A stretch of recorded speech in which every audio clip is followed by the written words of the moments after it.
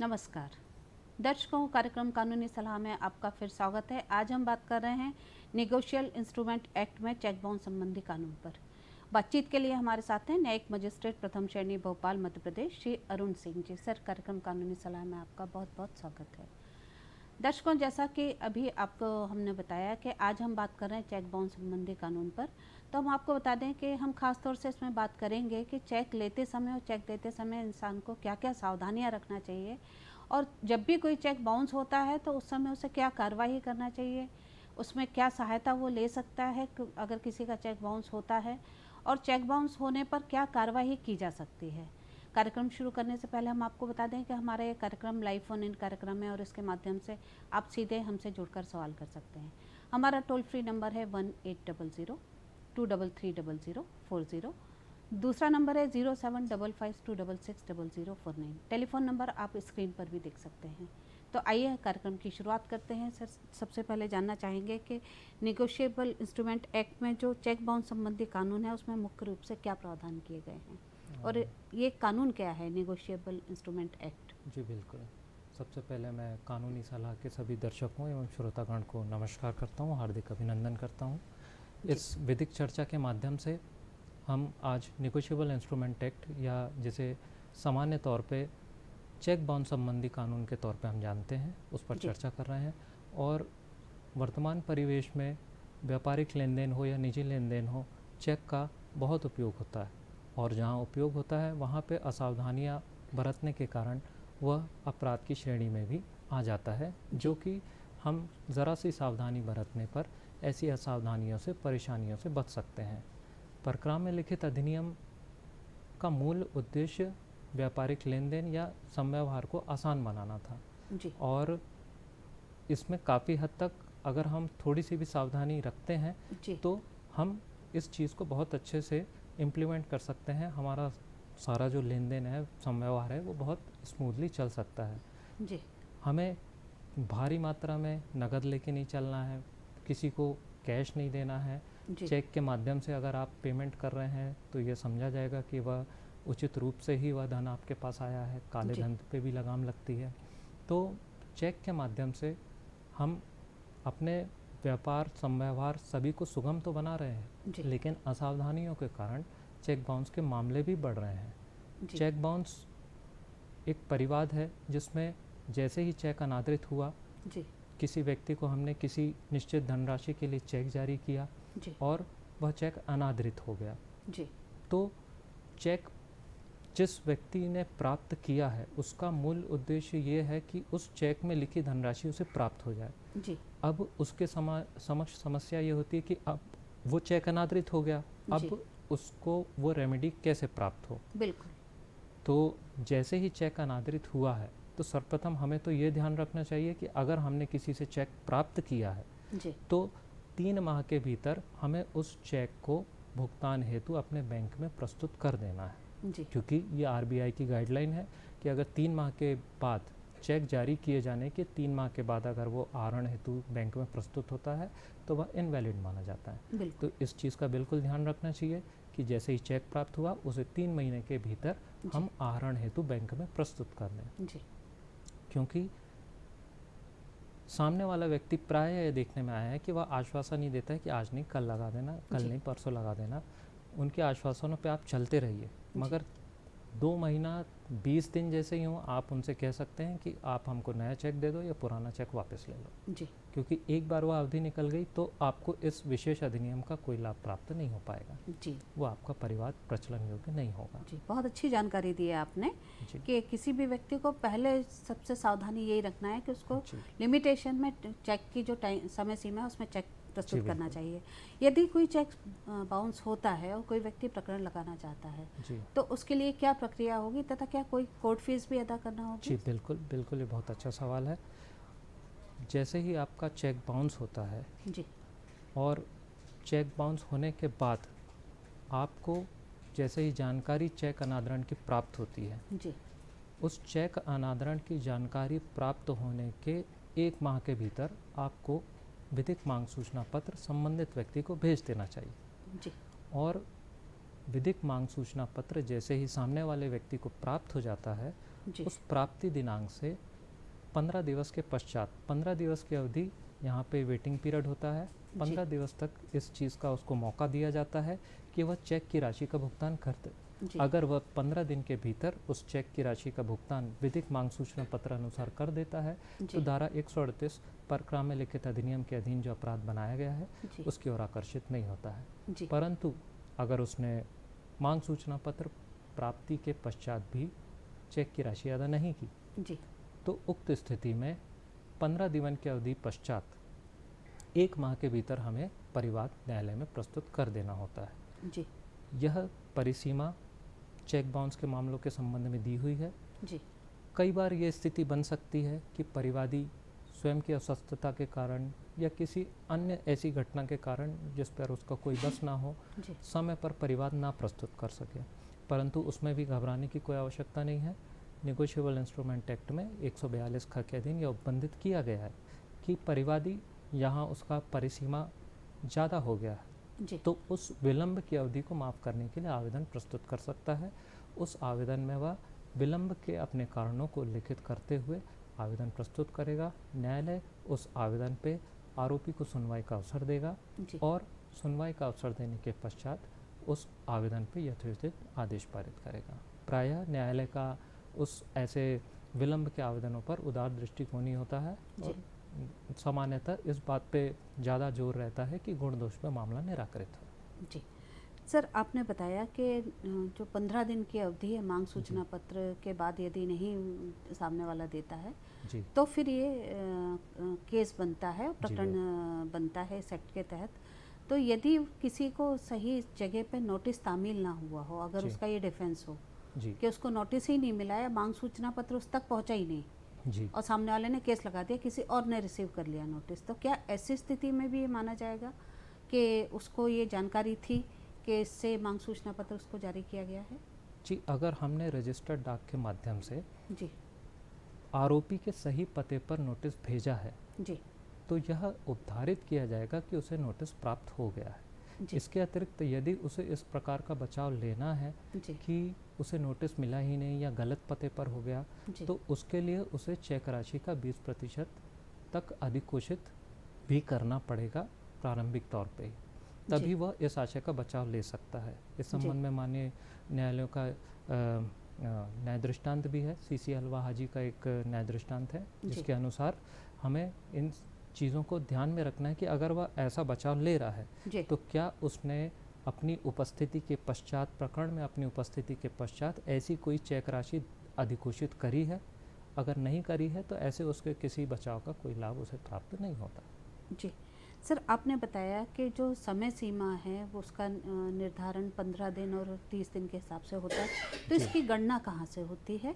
कब से ये माना जाएगा कि किस दिनांक से ये माना जाएगा कि उसको 15 दिन में सूचना पत्र देना चाहिए और 30 दिन व्यतीत होने के बाद केस लगाना चाहिए? अच्छा प्रश्न किया चित्रा जी आपने। समय की गणना हमारी तभी से चालू हो जाएगी जैसे ही हमारा चेक अनादरण की सूचना हमें प्राप्त हुई। चेक अनादरण की सूचना प्राप्ति पश्चात से ही हमारी परिसीमा चालू हो जाती है। हमें जैसे ही जानकारी प्राप्त हुई कि हमारा चेक अनादरित हो गया है, हमें 1 माह के भीतर उसे विधिक मांग सूचना पत्र भेजना ही भेजना है। जैसे ही वह विधिक मांग सूचना पत्र संबंधित आरोपी या व्यक्ति को प्राप्त होगा, उस प्राप्ति दिनांक के 15 दिवस के इंतज़ार के पश्चात 16वें दिन से हमारा समय सीमा चालू हो जाता है और हमें 15 दिन के पश्चात 1 माह के भीतर न्यायालय में परिवाद प्रस्तुत कर देना है सामान्य परिस्थितियों में। जी सर, एक सवाल इससे निकल कर आता है कि क्या चेक बाउंस होना ही अपने आप में कोई अपराध है? जी बिल्कुल नहीं है। सिर्फ चेक बाउंस होना अपने आप में अपराध नहीं है, परंतु चेक अनादरित होने के पश्चात यदि विधिक मांग सूचना पत्र प्रेषित किया गया है और उसकी प्राप्ति के पश्चात भी व्यक्ति आपको चेक राशि अदा नहीं करता है तब वह अपराध की ओर अग्रसर हो जाता है। तो अकेला चेक अनादरित होने से घबराने की आवश्यकता नहीं है। आप ईमानदार हैं, आप सही हैं, तो जैसे ही मांग सूचना पत्र आप मिले, अगर आप चेक राशि अदा कर दे रहे हैं तो आपको बिल्कुल इस बात से घबराने की आवश्यकता नहीं है। जी, क्योंकि कई लोगों जी, को जी। ये एक संशय रहता है कि चेक बाउंस हो गया तो अब कहीं कोई जी, केस तो नहीं बन जाएगा। तो बहुत जी अच्छी बिल्कुल। जानकारी आपने दी है कि चेक बाउंस होना अपने आप में कोई अपराध नहीं जी, है। आप अगर नोटिस मिलने के बाद भी पेमेंट करते हैं जी तो बिल्कुल। वो उसकी श्रेणी में, केस के प्रकरण की श्रेणी में जी नहीं आता बिल्कुल। है। सर, किसी भी व्यक्ति को चेक देते समय और चेक लेते समय क्या क्या सावधानियां रखना चाहिए? जैसा कि अभी आपने बहुत सारी चीज़ें जी बताई हैं, बिल्कुल। तो एक मुख्य प्रश्न ये भी है जी बिल्कुल। कि क्या क्या सावधानियां रखना चाहिए? जी, ये आपका बहुत अच्छा प्रश्न है। और अगर हम इस चीज़ पे ही विचार कर लें कि हमें चेक लेते समय और देते समय क्या-क्या सावधानियाँ रखनी है, तो हम बहुत सारे कानूनी पचड़ों से यूँ ही बच सकते हैं। बिल्कुल। क्योंकि चेक बुक जितनी आसानी से आजकल मिल जाता है, उतना ही दुरुपयोग चेक का होता है। क्योंकि ठीक बात है। चेक बुक हमारे साथ ज़िम्मेदारी के साथ आ रही है। जी। अगर हम किसी को चेक, ब्लैंक चेक दे रहे हैं साइन करके, जी। तब आप सामने वाले से क्या उम्मीद करेंगे? चेक अनादरण अधिनियम या चेक अनादरण से जी। संबंधित प्रक्रम लिखित अधिनियम की धारा 20 यह उपबंधित करती है कि जी। अगर आपने किसी को ब्लैंक चेक दिया है, जी। तो आपने सामने वाले को ये अधिकार भी दे दिया कि वो उसको अपने हिसाब से भर ले। जी। तो इन सब चीज़ों को हमें ध्यान में रखना चाहिए कि ब्लैंक चेक किसी को देना नहीं है। जी। अगर हम चेक ले रहे हैं तो क्या सावधानी रखेंगे कि अगर हम चेक ले रहे हैं तो हम इस चीज़ को ध्यान में रखेंगे चेक में अनावश्यक काट छाँट ना हो। जी। और चेक हम जिस भी उद्देश्य से प्राप्त कर रहे हैं, जी। अच्छा होगा उसको हम 100 रुपये के स्टाम्प पे उसकी लिखा पढ़ी कर लें कि फ़लाना फ़लाना चेक नंबर हम इस उद्देश्य से प्राप्त कर रहे हैं। जी। देने वाले के लिए भी ये सुविधा है, अच्छी है जी। कि अगर किसी विशेष उद्देश्य से वो चेक दे रहा है उसको, तो उस चेक को, चेक नंबर को एक 100 रुपये के स्टाम्प पे लिखा पढ़ी करके जी। वो दस्तावेज तैयार कर ले कि इस उद्देश्य से वो चेक दिया गया सर, था। एक कॉलर लाइन पे आ गए हैं जी उज्जैन से, बिल्कुल। हम उनका सवाल लेते हैं। जी बिल्कुल। लोकेंद्र जी, कार्यक्रम कानूनी सलाह में आपका स्वागत है। बताइए क्या पूछना हाँ चाहते जी जी, नमस्कार हैं? मैडम। नमस्कार जी। मैं सबसे सवाल ये करना चाहता हूँ जी। कि वो चेक जो कानूनी के लिए जो कोर्ट में लगा भी देते हैं, हम लगाने के पश्चात भी सामने वाला जो आरोपी रहता है वो प्रस्तुत नहीं होता है जान करके भी कोर्ट के अंदर, तो इसकी समय अवधि सर कितने रहती है और कब तक वो इसको आ सकता है? वो आने की तैयारी नहीं होता है। मेरे दोस्त का केस है इस प्रकार का। जी जी लोकेंद्र जी। उन्होंने कुछ चेक के माध्यम से उसको कुछ रकम दी थी, जी बिल्कुल। उसके पश्चात वो व्यक्ति कहता कि आप डायरेक्ट कोर्ट में जाइए, और जी वो कोर्ट में भी चला गया, उसके बाद में भी वो वहाँ आने को तैयार नहीं है। तो इसकी कितना समय लगता है सर? क्या कार्रवाई होगी आगे? जी बिल्कुल, ये बहुत अच्छा प्रश्न है लोकेंद्र जी। सामान्य तौर पे आरोपी की उपस्थिति ही बड़ा गंभीर मुद्दा हो जाता है कोर्ट में। आरोपी की उपस्थिति के लिए हम समन जारी करते हैं, जमानती वारंट जारी करते हैं, गिरफ्तारी वारंट जारी करते हैं, लेकिन वह नहीं आया, तो अब हम क्या करें? हमको ये सुविधा दी गई है कि हम उसे कुरियर के माध्यम से, स्पीड पोस्ट के माध्यम से भी भेज सकते हैं। जो भी कोर्ट ऑफ सेशन कुरियर वाले की सर्विस सैंक्शन करे, उस कुरियर के माध्यम से भी उसे सूचना पत्र भेज सकते हैं। अगर उसके पश्चात भी वह नहीं आता है तो जमानती वारंट जा सकता है। जमानती वारंट पे भी नहीं आया तो गिरफ्तारी वारंट भी कर सकते हैं। गिरफ्तारी वारंट पे भी नहीं आया और मिलने की कोई गुंजाइश नहीं है तो 299 सीआरपीसी के अधीन कार्रवाई करते हुए हम आगे भी बढ़ सकते हैं। इसमें एक अच्छा अमेंडमेंट हुआ है आईपीसी में 174A, जिसमें ये बताया गया है कि अगर स्थायी वारंट कर दिया, उसके साथ में हमें 82-83 की कार्रवाई भी करनी चाहिए। हमें उसके खिलाफ उद्घोषणा भी करानी चाहिए। उद्घोषणा कराने से यह है कि अगर वह उद्घोषणा कराने के पश्चात भी निश्चित समय पर निश्चित तारीख पे उपस्थित नहीं हुआ तो वो 174A आईपीसी के अधीन एक अपराध होता है, और वह अपराध अजमानती और संज्ञेय अपराध है जिसमें 3 साल तक की सज़ा है। तो इस चीज़ की ओर भी हमें ध्यान देना चाहिए और इसको जैसे भी हो इन सब चीज़ों को बढ़ाते हुए आरोपी की उपस्थिति को सुनिश्चित करने के लिए प्रयास करना चाहिए। सर, अगर जी ये कैसे करेंगे इसको? जैसे अब इनके जो मित्र का केस है, जी तो ये किसी वकील के थ्रू कर रहे होंगे, जी तो उसमें आपने बताया जो धाराएं हैं, जी तो उन धाराओं में किस तरह से क्या प्रावधान किए गए हैं जिससे सामने वाले को हाजिर कराया जा सके? उस धाराओं के लिए है कि अपन ने जैसे ही उसको सही पते पे भेजा, अपना नोटिस भेजा, समन भेजा, वह नहीं आया, अब हमारे पास ये उपचार उपलब्ध है कि अगर वह नहीं आ रहा है तो एक वकील साहब आवेदन प्रस्तुत करके उसको स्थायी गिरफ्तारी वारंट करवा सकते हैं। जी। उसके पहले उसके 82-83 की कार्रवाई के लिए भी आवेदन दे सकते हैं। 82-83 में उसके खिलाफ उद्घोषणा जारी होगी। जी उद्घोषणा जारी होने के पश्चात भी यदि वह नहीं आता है तो उस व्यक्ति को 173A के अधीन लायबल भी किया जा सकता है अपराध के लिए। 173। जी लोकेन जी, जैसा कि हमारे एक्सपर्ट ने बताया कि कानून में प्रावधान किए गए हैं, अगर ज़रूरत है बस उनको अप्लाई करने की, तो आपके जो मित्र हैं आप उनको सलाह दे सकते हैं आज के इस कार्यक्रम के माध्यम से कि वो अपने वकील जो भी हों उनको बताएं कि वो आगे कार्रवाई इसमें कर सकते हैं, उसको उपस्थित करवा सकते हैं।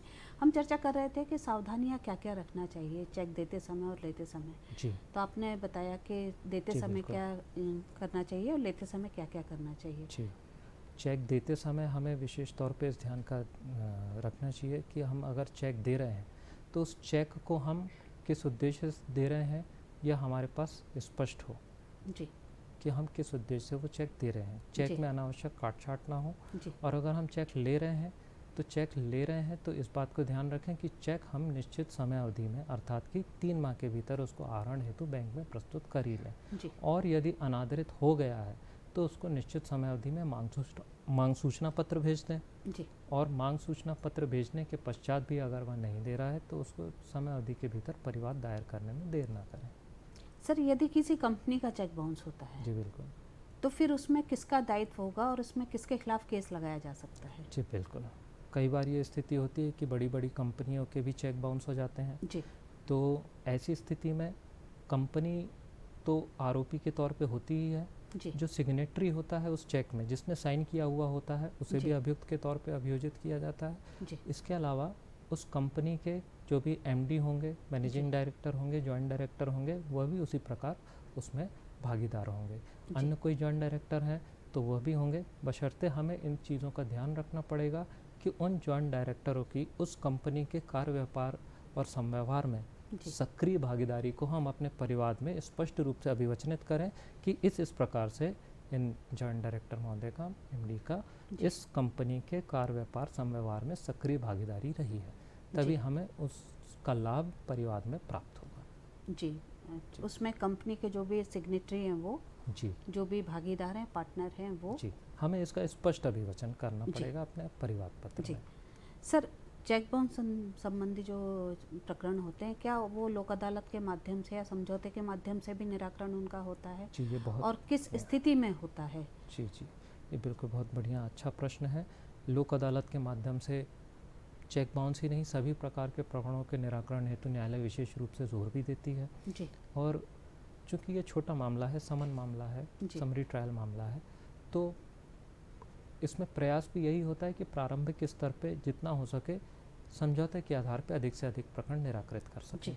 जैसे ही चेक बाउंस का मामला आता है, आरोपी उपस्थित होता है, जी तो एडीआर के माध्यम से, अल्टरनेट डिस्प्यूट रिजोल्यूशन के माध्यम से, समझाइश के माध्यम से हम उसको समझौते के माध्यम से निराकृत करने के लिए प्रयासरत होते हैं। जी और इसकी सबसे अच्छी बात यह है कि जब हम इसे समझौते के माध्यम से लोक अदालत या राष्ट्रीय लोक अदालत या मासिक लोक अदालत में निराकृत करते हैं, जो कोर्ट फीस जो भारी भरकम कोर्ट फीस इसमें परिवाद पत्रों में लगती है, जी। वह भी वापस हो जाती है।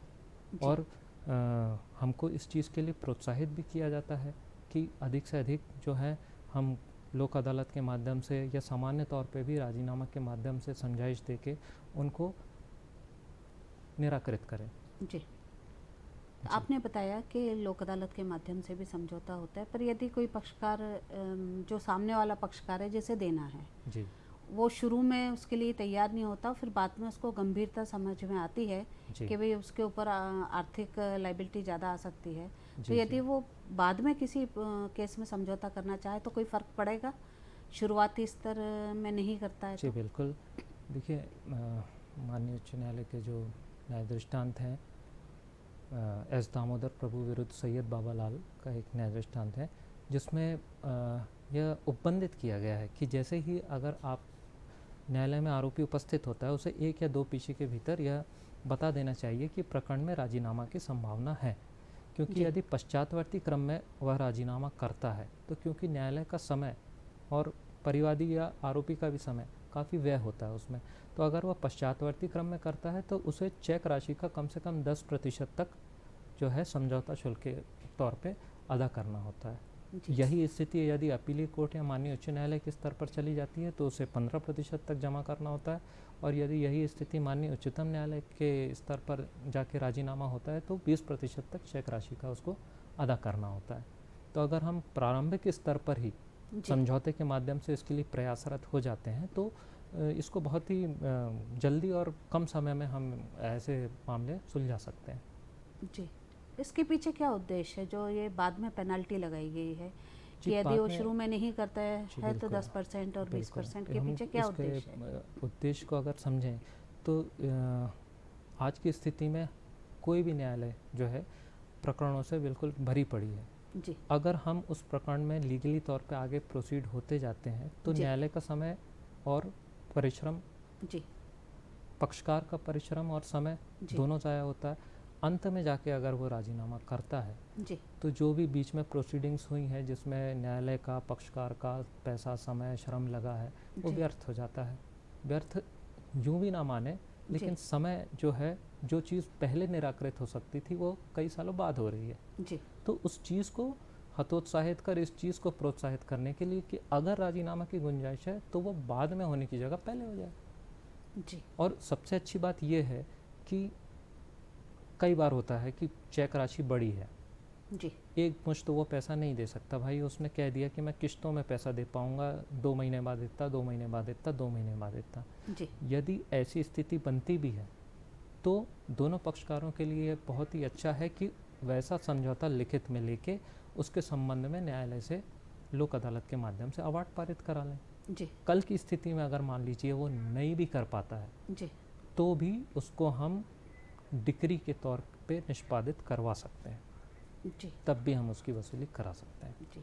जी। सर, यदि कोई पक्षकार कोर्ट फीस देने में सक्षम नहीं है चेक जी। बाउंस के केस में जी। और एडवोकेट फीस देने में सक्षम नहीं है तो ऐसे में क्या उसके लिए कोई प्रावधान किया गया है लीगल एड से या जी। जी। कानून में प्रावधान है कि उसकी उस फीस को माफ़ किया जाए? जी बिल्कुल, जैसा कि मैंने आपको बताया कि परिवाद जो चेक बाउंस से संबंधित हैं वह सभी कोर्ट फीस के आधार पे आगे प्रोसीड होते हैं। जी, 1 लाख रुपए तक का अगर चेक है तो 5% लगता है। जी, 1 लाख से ऊपर 5 लाख से कम है तो 1 लाख तक का 5%, और 1 लाख के पश्चात जो राशि है 5 लाख तक की उस पर 4% लगता है। और 5 लाख से ऊपर का चेक है तो उस पर 21,000 प्लस 5 लाख के ऊपर जितनी भी राशि है उसका जी। 3%।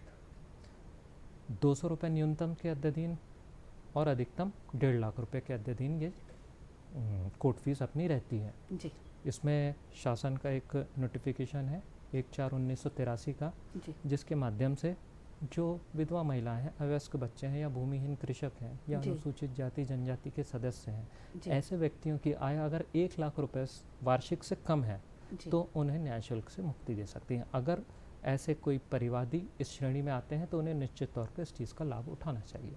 जी। सर, चेक बाउंस संबंधी प्रकरणों में सहायता एवं दंड का क्या प्रावधान है? जी बिल्कुल, चेक बाउंस के संबंधों में मुख्य रूप से छोटा मामला है जी, तो दंड 2 साल तक का होता है, और जी, यदि हम इसको संक्षिप्त विचारण के तौर पे कर रहे हैं तो चेक राशि का हम दुगना तक अर्थदंड के तौर पे परिवादी को दिला सकते हैं। जी। अगर संक्षिप्त विचारण के तौर पे ना करते हुए हम इसे समन ट्रायल के तौर पे चला रहे हैं, कई जी, बार प्रकरणों की अधिकता के कारण जो कि कारण हमें उल्लिखित करने होते हैं, जी, उनके कारण यदि हम समन ट्रायल भी चला रहे हैं जी, तो हम प्रतिकर के तौर पे 357(3) सीआरपीसी के अधीन प्रतिकर के तौर पे एक यथोचित राशि जो चेक राशि के अनुसार प्लस उस पर जितना समय व्यय हुआ परिवार को अंतिम तक पहुंचने में 9% उसमें ब्याज जोड़ के, और जो अधिवक्ता शुल्क रहा, जी, जो कोर्ट फीस लगी, उन सब का एक समुचित योग बना के हम प्रतिकर उसे दिला सकते हैं। जी, और व्यतिक्रम की दशा में उसको अधिकतम 6 माह तक के लिए एक्स्ट्रा हम कारावास भी दे सकते हैं। जी। बहुत बहुत धन्यवाद सर, जी। आज आपने इस कानून के बारे में बहुत अच्छी जानकारी हमारे दर्शकों जी को दी। बहुत बहुत धन्यवाद। दर्शकों, जैसा कि आज की चर्चा में हमने देखा कि चेक का लेन देन कभी भी कोई व्यक्ति करे तो उसे बहुत सावधानी रखना है, चेक की तारीख को लेकर, बाउंस हुआ उस डेट को लेकर, और चेक देते समय उसे बहुत सावधानी रखना है कि वो देते समय किस लिए दे रहा है, ज़रूर ध्यान रखें। हमें उम्मीद है कि आज के इस कार्यक्रम से आपको इस कानून के बारे में जानकारी मिली होगी। आज हम आपसे यही विदा लेते हैं। नमस्कार।